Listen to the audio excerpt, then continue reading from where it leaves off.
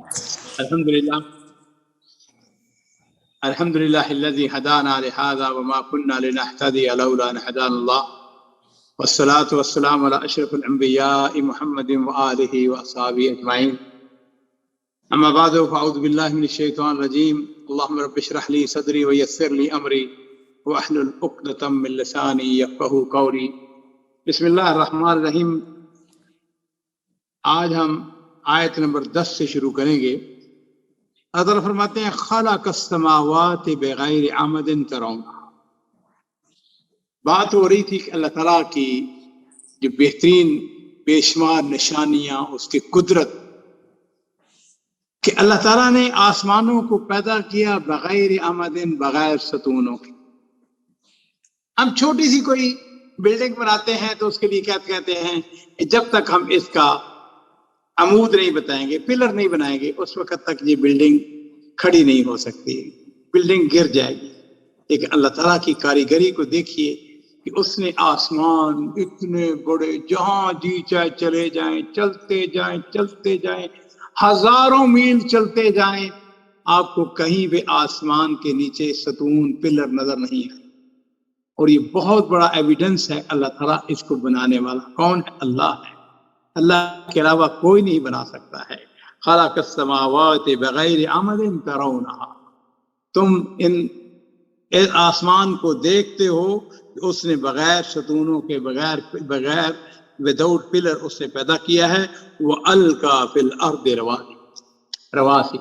اور پھر ایک اور کام اللہ تعالیٰ نے اپنی فضل و کرم سے کیا ہے کہ اس کی بہترین نشانیوں میں سے ہے، اور وہ یہ ہے کہ اللہ تعالیٰ نے زمین کے اندر جا بجا، جگہ جگہ اللہ تعالیٰ نے پہاڑوں کو بنایا۔ رواسیہ، پہاڑ۔ ان تمید بکم۔ کیوں اللہ تعالیٰ نے یہ پہاڑ پیدا کیے ہیں؟ بے شمار اس کی وجوہات ہیں، لیکن ایک بڑا سبب یہ بھی ہے ان تمید بکم، تاکہ وہ ہچکولے نہ کھائیں۔ اگر زمین کے اوپر یہ پہاڑ نہ ہوتے، ماؤنٹینس نہ ہوتے، تو کیا ہوتا؟ زمین ہلتی رہتی، کبھی ادھر کبھی ادھر، ہچکولے کھاتی رہتی۔ اللہ تعالیٰ نے جس طرح ہم دیوار کے اندر، دیوار کو مضبوط کرنے کے لیے کیا کرتے ہیں، ہم اس کے اندر نیل، بڑے بڑے جو ہے نا کیل، اس کو ٹھوک دیتے ہیں تاکہ وہ دیوار جو ہے مضبوط ہو جائے، کبھی ہو جائے اس کے اندر۔ اسی طریقے سے اللہ تعالیٰ نے اس زمین کے اندر پہاڑوں کو رکھ دیا ہے ان تمید بکم، کہ تاکہ وہ ہچکولے نہ کھائیں، وہ ہلے نہیں۔ وَبَثَّ فِيهَا مِن كُلِّ دَابَّةٍ۔ اور پھر ایک اس کے اندر اور بھی یہ کام کیا اپنے فضل و کرم سے کہ اس نے وَبَثَّ فِيهَا مِن كُلِّ دَابَّةٍ، اس کے ہر طرف جاندار پھیلا دیے ہیں جی۔ جاندار جو ہیں اتنے زیادہ ہیں، اتنے زیادہ کہ یہ بھیڑیں ہیں، یہ بکریاں ہیں، یہ شیر ہیں، یہ چیتے ہیں، بے شمار چیزیں ہیں۔ مفسرین لکھتے ہیں 2 لاکھ کے قریب جاندار اس کو ہم ڈیفائن کر چکے ہیں، ان کو دیکھ چکے ہیں، پتہ چل چکا ہے کہ دنیا کے اندر انسانوں کے علاوہ 2 لاکھ سے زیادہ جاندار ہیں۔ وَبَثَّ فِيهَا مِن كُلِّ دَابَّةٍ۔ اور ہم ان چیزوں سے فائدہ اٹھاتے ہیں۔ آپ اندازہ کیجئے، مجھ سمیت اگر 2 دن 4 دن گوشت کے بغیر نہیں کہتا یہیں جو گوشت کھانا ہے۔ اچھا جی، اگر آپ آدمی کہتا ہے نہیں جی ہم بڑا گوشت نہیں کھا سکتے، گائے کا گوشت نہیں کھا سکتے، چھوٹے جانور کا گوشت کھاتے ہیں۔ ہاں جی، کسی بکری کا، بھیڑ کا۔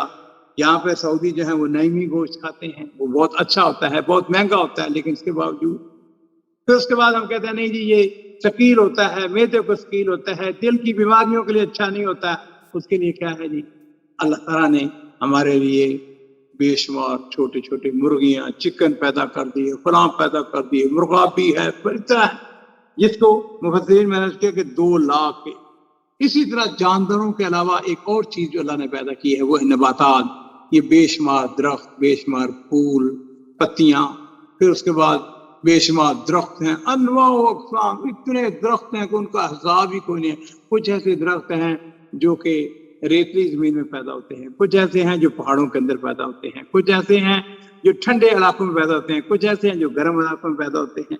اللہ تعالیٰ کی کاریگری، اور یہی فرمایا وَبَثَّ فِيهَا مِن كُلِّ دَابَّةٍ۔ اور پھر ایک اور اللہ تعالیٰ نے ہماری پر مہربانی اور فضل و کرم کیا پوری کائنات کے اوپر وہ کیا ہے؟ وَأَنزَلْنَا مِنَ السَّمَاءِ مَاءً، اللہ تعالیٰ نے آسمانوں سے پانی نازل کر، وَأَنبَتْنَا فِيهَا مِن كُلِّ زَوْجٍ كَرِيمٍ، اور اس پانی برسانے سے یہ ہوا کہ زمین جو مردہ تھی اس کے اندر اللہ تعالیٰ نے پھر نباتات کو پیدا کیا، اور پھر کیا ہوا؟ وَأَنبَتْنَا فِيهَا مِن كُلِّ زَوْجٍ كَرِيمٍ، اس میں زمین میں ہر طرح کی عمدہ اجناس اگا دی، یہ جنر، یہ گندم ہے، یہ چاول ہے، یہ باجرہ ہے، یہ مکئی ہے، اتنی اجناس ہیں، انسان اس سے فائدہ اٹھاتا ہے، انسان اس کو کھاتا ہے۔ میں کئی دفعہ سوچتا ہوں، ہم دنیا کے کسی ہوٹل میں چلے جائیں، بڑے سے بڑے ہوٹل میں چلے جائیں، دو چیزوں یہ میجر جو خوراک ہے نا وہ گندم ہی، میجر چیز، کوئی نہ کوئی چیز بنی ہوئی، آپ بیکری کی چیزیں لے لیں، آپ پیزا لے لیں، آپ روٹی لے لیں، ہاں جی، جو میجر چیز ہے اس کے اندر وہ کیا استعمال ہوتی ہے؟ روٹی استعمال ہوتی ہے، یا پھر چاول استعمال ہوتے ہیں، یا پھر دوسری جنسات۔ اور یہ کہاں سے پیدا ہوتی ہے؟ یہ زمین سے پیدا ہوتی ہے۔ یہ زمین کس نے بنائی ہے؟ اللہ نے بنائی ہے۔ آسمان سے پانی کس نے نازل کیا؟ اللہ نے نازل کیا ہے۔ تو یہی بات اللہ تعالیٰ اس آیت کے اندر فرما رہے ہیں، فَأَنبَتْنَا فِيهَا مِن كُلِّ زَوْجٍ كَرِيمٍ، اس نے زمین میں ہر قسم کی عمدہ اجناس اگا دی۔